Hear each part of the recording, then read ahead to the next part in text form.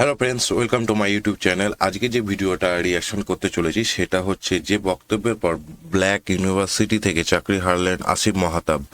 এটা একটা এখনকার যে সমকামী ট্রান্সজেন্ডারের ওপরে একটা বক্তব্য পেশ করেছেন উনি, যেটার জন্য ওনার ইউনিভার্সিটি থেকে ইনি প্রফেসর ছিলেন, তো সেখান থেকে তার চাকরিটা চলে গেছে।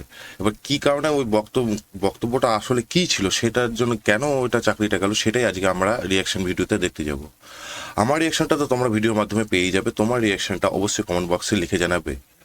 এবং নতুন যারা এই চ্যানেলে আসছো তারা অবশ্যই ভিডিওটা পুরো দেখে একটা লাইক, শেয়ার, অবশ্যই সাবস্ক্রাইব অবশ্যই করবে। তো বেশি দেরি না করে চলো আজকে ভিডিওটা শুরু করা যায়। ওকে, স্টার্ট। 40% আমেরিকানরা এখন সমকামী, বাচ্চা কাচ্চারা 40%। তার মানে কি দুজনের মধ্যে একজন সমকামী। এখন ভাই নতুন একদম। আইন 40% প্রচারিত হচ্ছে, আপনারা এটা হয়তো বা জানেন না। বাংলাদেশে আইন হবে যে যারা ট্রান্সজেন্ডার, যেসব ছেলে নিজেকে মেয়ে মনে করবে তাদেরকে স্বীকৃতি দেওয়া হবে, এবং এর বিরুদ্ধে আপনি যদি বলেন তার আপনার 1 বছরের জেল আর 50,000 টাকা জরিমানা হবে। এটা কিন্তু বাস্তবতা। এটা আইনটা পাশ হলে আমরা ধ্বংস, আমরা শেষ। এখন এই আইনটা আসলে সমস্যা কি? আপনাদের তো কিছু যায় আসে না, আমাদের তো কিছু যায় আসে না। প্রবলেম কি? বাংলাদেশের ধর্ষণ আইন কি বলে? 175 আর্টিকেল বাংলাদেশ পিনাল কোডে বলা আছে, একটা ছেলে যখন একটা মেয়েকে ধর্ষণ করবে তখনই সেটা ধর্ষণ বাংলাদেশের আইনে। এখন একটা ছেলে যদি নিজেকে মেয়ে দাবি করে আর আইন যদি তাকে মেয়ে হিসাবে স্বীকৃতি দেয়, তাহলে কি হবে? তাহলে সে ধর্ষণ করলে তার কোনো বিচার আছে বাংলাদেশে? কারণ মেয়ে তো মেরে ধর্ষণ হয় না। তার মানে আমাদের দেশে তো আমরা ধর্ষণ আইন আমরা প্রচলিত করতেছি, ট্রান্সজেন্ডার নামে ধর্ষণ করবে। আমাদের কারো আত্মীয় স্বজনের যদি আল্লাহ না করে ক্ষতি না হওয়া পর্যন্ত কি আমরা আগের থেকে কিছু করতে পারি না? যখন ছোটবেলায় প্রথম লুট আলাইহিস সালামের গল্প শুনি, তখন এটা বিশ্বাস করতে ইমানি দুর্বলতার কারণে অনেক কষ্ট হয়েছে। কিভাবে সম্ভব সমকামীরা, একটা জাতি, একটা রাষ্ট্র কিভাবে সমকামী হতে পারে? এটা কি সম্ভব? এটা তো মানে কল্পকাহিনীর মতো লাগতো ছোটবেলায়, যেটা কিভাবে সম্ভব। শুধু যে সমকামী একজন দুজন বা একটা রাষ্ট্র সমকামী সেটা না, যারা সমকামী না লুট আলাইহিস সালামের সময়, তাদেরকে সমকামীরা জোর জবরদস্তি করে তাদেরকে প্রেসার দেয়। এটা কিভাবে সম্ভব? কোরআনে লেখা আছে, বিশ্বাস করা খুবই কঠিন। কিন্তু তারপরে আমি আমার সিনিয়র লেকচারার যারা আছে তারা বিদেশে অনেক আগে গিয়েছে, আমি অনেক একটু জুনিয়র সবার থেকে বয়সে। আমি রিসেন্টলি গিয়েছি, মাস্টার্স পাস করে এসেছি। আপনি যদি বিদেশে যান, আমি ইংল্যান্ড ইউকে থেকে পড়াশোনা করেছি, আপনি যদি বিদেশে যান, কমওয়েলথ লুট যে কীভাবে সম্ভব ওটা আপনি নিজেই দেখতে পারবেন। সরওয়ার স্যার বলেছেন 40% আমেরিকানরা এখন সমকামী, বাচ্চা কাচ্চারা 40%। তার মানে কি দুজনের মধ্যে একজন সমকামী। কীভাবে সম্ভব?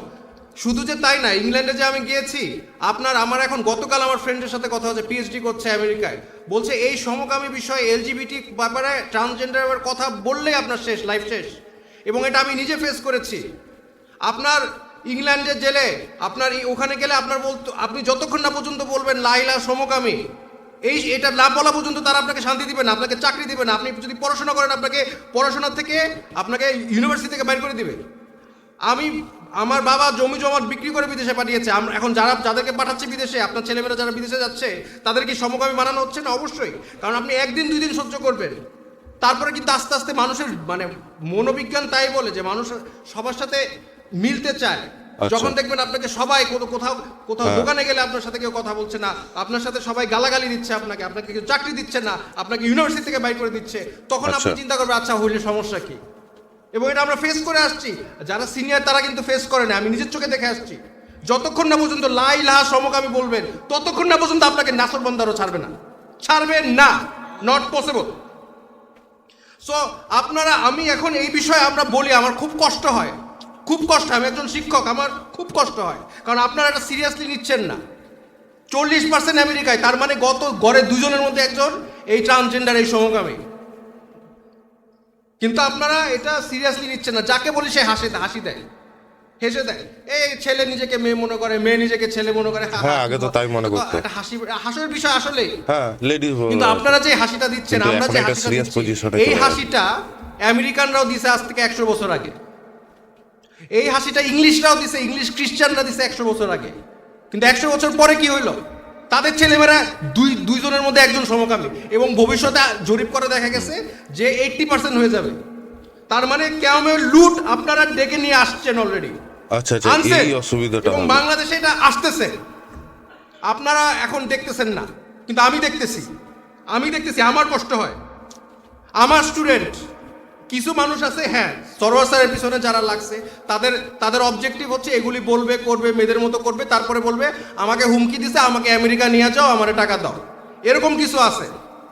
হ্যাঁ, কিন্তু এই যে আমার ছাত্রছাত্রীরা, আমার 2টা ছাত্রী এসে আমাকে বলছে যে আমি স্যার, আমি খুব ভালো ছাত্রী, যেমন মেধাবী ছাত্রী তেমন ভদ্র, হ্যাঁ, কথাবার্তা শালীন, তেমন সে আমার সাথে কথা বলতেছে, সম্মান দিয়ে কথা বলতেছে, কিন্তু এসে বলে স্যার আমি তো আসলে মেয়ের মতো দেখতে, কিন্তু আমি ছেলে। এটা বাস্তবতা। এই যে তাদের লাইফ ধ্বংস করলো, এটার দায়ভার কি আমাদের নাই? কিন্তু আমরা তো হেসে উড়াই দিচ্ছি বিষয়টা।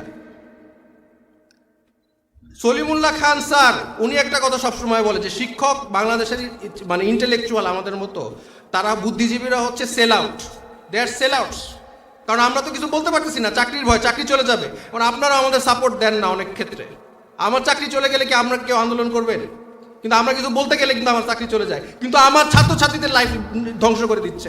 আপনাদের কাছে এটা অবাস্তব, এটা আমি বুঝতে পারি, এটা হাস্যকর, বুঝতে পারি আপনাদের কথা, এটা অবাস্তব, কিন্তু এটা বাস্তবতাটা কিন্তু আমরা দেখতে পারতেছি। আমার ছাত্রছাত্রীরা ওপেনলি বলতেছে I am them, I am শিহার, আই এম জেমজার। হয়ে যাচ্ছে, অলরেডি হচ্ছে। একটা সময় আপনারা বলবেন যে এরা তো এলিট সোসাইটি, আমাদের কিছু যায় আসে না। এলিট সোসাইটিরা তো রিলেশনশিপ করতো, গার্লফ্রেন্ড বয়ফ্রেন্ড, এখন তো আপনাদের ছেলেমেয়েরাও রিলেশনশিপ করে। এই এলিট সোসাইটি যখন চেঞ্জ হবে, বাকিটা অটোমেটিক চেঞ্জ হয়ে যাবে। আপনারা এখনই, আপনাদের যদি মানে এখন যদি না থামাইতে পারেন, এটা ভবিষ্যৎ অন্ধকার, আমাদের এখনই থামাইতে হবে। এখন ভাই নতুন আইন প্রচারিত হচ্ছে, আপনারা এটা হয়তো বা জানেন না। বাংলাদেশে আইন হবে যে যারা ট্রান্সজেন্ডার, যেসব ছেলে নিজেকে মেয়ে মনে করবে, তাদেরকে স্বীকৃতি দেওয়া হবে, এবং এর বিরুদ্ধে আপনি যদি বলেন, তার আপনার 1 বছরের জেল আর 50,000 টাকা জরিমানা হবে। কি? আরে বাপ রে। এটা কিন্তু বাস্তবতা। এটা আইনটা পাশ হইলে আমরা ধ্বংস, আমরা শেষ। এখন এই আইনটা সমস্যা কি? আপনাদের তো কিছু যায় আসে না, আমাদের তো কিছু যায় আসে না। প্রবলেম কি? বাংলাদেশের ধর্ষণ আইন কি বলে? 175 আর্টিকেল বাংলাদেশ পিনাল কোডে বলা আছে, একটা ছেলে যখন একটা মেয়েকে ধর্ষণ করবে তখনই সেটা ধর্ষণ বাংলাদেশের আইনে।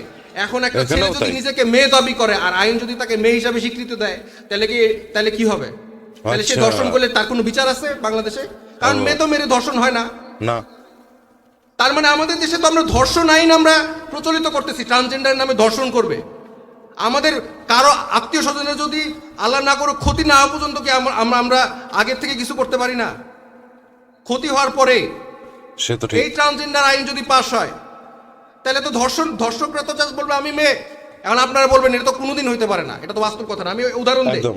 ডেমি মাইনর, এটা বিদেশে, তো উনি হচ্ছে ওরা প্রিজনে নিছে, সে হচ্ছে তারা প্রিজনে নিছে, মেয়েদের জেলে নিছে, মেয়েরা প্রেগনেন্ট হয়ে গেছে ওইখানে। আরেকজন আছে ইসলা বাইরন, স্কটল্যান্ডে, সে হচ্ছে ধর্ষক, সে বলছে আমি নারী। হ্যাঁ। সে ধর্ষক, 2টা মেয়েকে ধর্ষণ করছে, সে নারী, সে গেছে মেয়েদের প্রিজনে, জেলখানায় গেছে মেয়েদের। হ্যাঁ। এইগুলো বাস্তবতা আপনি বাংলাদেশে আনতেছেন, কিন্তু আমাদের সচেতনতা নাই। আচ্ছা, এরকম ধরনের। আমি বেশি বক্তব্য দিব না, আমি জাস্ট একটু শেষ করে ফেলি তাড়াতাড়ি শরীফার গল্প দিয়ে। দেখেন এই যে গল্পটা, আমার কাছে বই আমি কিনলাম, আবারও বলি বইটা দেখেন। হ্যাঁ, আমি কিনলাম, কেনার সময় আমার সাথে আশেপাশে যারা দেখছে তারাও দেখে দেখে হাসি দিল। মজার বিষয়, এটা কি দিছে, হ্যাঁ, এই যে লেখা আছে, ছোটবেলায় সবাই আমাকে ছেলে বলতো, কিন্তু আমি নিজেই একসময় বুঝলাম আমার শরীরটা ছেলেদের মতো হলেও আমি মনে মনে একজন মেয়ে। সে যদি মেয়ে হয়, একটা ছেলে যদি মেয়ে হয়, আর সে তাহলে তার বিয়ে হবে কার সাথে? ছেলের সাথে। তার মানে কি সমকামী, যেটা আমাদের দেশে অবৈধ, কিন্তু সেটাকে বৈধতা করা হচ্ছে এই গল্পের মাধ্যমে। একটা আচ্ছা, আপনাদের আচ্ছা, ছোট আচ্ছা। যাদের ছেলে মেয়ে আছে, ভাই বোন আছে, তারা তো জানেন ছোটবেলায় অনেক ছেলে নিজেরা মেয়েদের জুতা পরে, মেয়েদের মতো হ্যাঁ, মেকআপ করে, ছোটবেলায় এটা তো স্বাভাবিক। তাদেরকে আমরা শুধরাই দেই, হ্যাঁ। তারপরে তো আর পারবেন না। না। তাদেরকে স্কুলে ব্রেন ওয়াশ করা হবে, যেটা আমেরিকা ইংল্যান্ডে করা হচ্ছে, যে তুমি মেয়েদের মতো করছো তো তুমি মেয়ে। আচ্ছা। এরপরে আমাদের জেনারেশন পর জেনারেশন ধ্বংস হয়ে যাচ্ছে। দেখেন আপনারা অনুমতি দিলে, আমি একজন পেশাদার দার্শনিক, I M A philosopher, Philosopher. আপনার অনুমতি দিলে আচ্ছা। আমি আমার প্রফেশনাল কিছু সাজেশন দিতে পারি, আমি কি দিব? জিজ্ঞেস করে নিচ্ছে। ওকে। ওকে। আমাদের এই বইটা আছে, এটা অলরেডি পাবলিশ, ঘরে ঘরে আছে। যাদের সামর্থ্য আছে তারা একটা কাজ করবেন, সেটা হচ্ছে বইয়ের দোকানে যাবেন, এই বইটার দাম 80 টাকা দিয়ে আমি কিনছি, বইটা কিনবেন, কিনে এই যে 2টা পাতা আছে শরীফ শরীফা, ছিঁড়বেন, ছিঁড়ার পরে আপনারা হচ্ছে ওই বইটা আবার দিয়ে দিবেন, দিয়ে বলবেন এটা কম, অর্ধেক দামে বেচো, যাতে মানুষের অ্যাওয়ারনেস হয় যে এই বইয়ের আমাদের প্রতিবাদ এটা হতে পারে যে আমরা এই বইয়ের 2টা পাতা, এই শরীফ শরীফার পাতা ছিঁড়ে ওই বইটা আবার ওদের কাছে দিব, আমার টাকা দিয়ে আমি ছিঁড়বো, হ্যাঁ, এটা একটা ভালো। আমার টাকা দিয়ে আমি বই কিনা বই ছিঁড়বো, 2টা পাতা ছিঁড়বো, ছিঁড়ে আমি যার দোকান তার কাছেই দিব, বলবো তুমি তুমি তোমার টাকা আমি কিনছি, তোমার লাভ হয়েছে, বই আরো লাভ করো, তুমি আরো 40 টাকা এটা লাভ করবে। করবা, হাফ দামে বেচো। খালি এটা বাপ মারে ব্যবসা বলবা করবে। যে এই এই এই পাতাগুলো আমরা ছিঁড়ে রাখছি এই বই থেকে, এবং এই হাফ দামে আপনি কিনতে পারবেন। ওকে। এতে কি হবে, যারা অভিভাবক তারা কিন্তু এখন জানে না এই বিষয়গুলো, তখন তারা জানবে, এবং শুধু যে জানবে তা না, তারপরে তারা এই বিষয়টা আমরা তাদেরকে দেখাই দিব যে এখানে প্রতিবাদ হচ্ছে, আমরা এই বইয়ের পাবলিকেশন যেগুলো পাবলিশ হচ্ছে সেগুলো আমরা যদি ছিঁড়ে ফেলে এই 2টা পেজ, এবং এটা যদি ফেসবুকে আপলোড করি সবাই যে আমরা আচ্ছা। ছিঁড়তেছি জায়গায় জায়গায়, ছিঁড়ে আমার টাকা দিয়ে আমি ছিঁড়বো, কার কি, হ্যাঁ, প্রোটেস্টটা তারে আমি দিব। ভালো হবে। আমার টাকা দিয়ে আমি ছিঁড়বো এই হ্যাঁ। 2 পাতা, এটা কোনো শিক্ষা না, এটা আমার ভবিষ্যৎ, আমার ছেলেমেয়ের ভবিষ্যৎ ধ্বংস করার একটা পায়তারা। এই বলে আমি আমার বক্তব্য। তো বন্ধুরা, এইটাই ছিল আজকের রিয়াকশন ভিডিও। আই হোপ তোমাদের খুব ভালো লেগেছে। ভালো কিরকম লাগলো সেটা অবশ্যই কমেন্ট সেকশনে লিখে জানাবে। তো ভিডিওটা আজকে এই পর্যন্তই, আবার দেখা হবে নেক্সট কোনো ভিডিওয়ে নতুনভাবে। ততক্ষণ টেক কেয়ার, গুড বাই।